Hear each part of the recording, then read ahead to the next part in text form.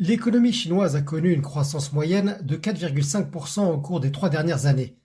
Les prix à la consommation en Chine restaient stables tout au long de cette année, l'indice des prix à la consommation ayant augmenté d'environ 2%. La production, les ventes et les exportations de véhicules électriques se sont classés au premier rang mondial. Toutefois, les responsables restent prudents. Tout en appréciant pleinement nos réalisations, nous devons aussi être conscients que des défis subsistent. L'épidémie exerce toujours un impact négatif. Les chaînes d'approvisionnement industrielles ne fonctionnent pas de manière fluide. La production et les activités des entreprises sont entravées.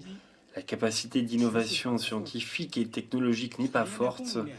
Les nouveaux facteurs pour stimuler la croissance ne sont pas suffisants.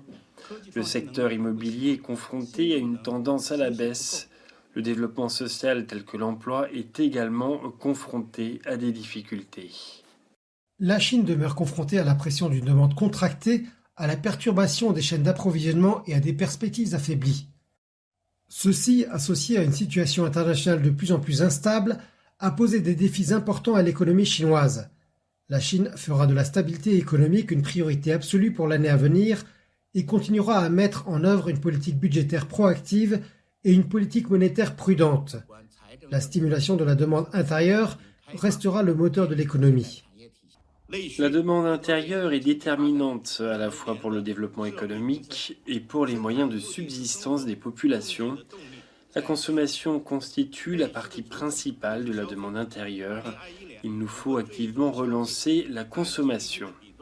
M. Ning a indiqué que les transports en Chine avaient baissé de plus de 28% au glissement annuel de janvier à novembre, tandis que les sports, les divertissements et les voyages avaient baissé de plus de 10%.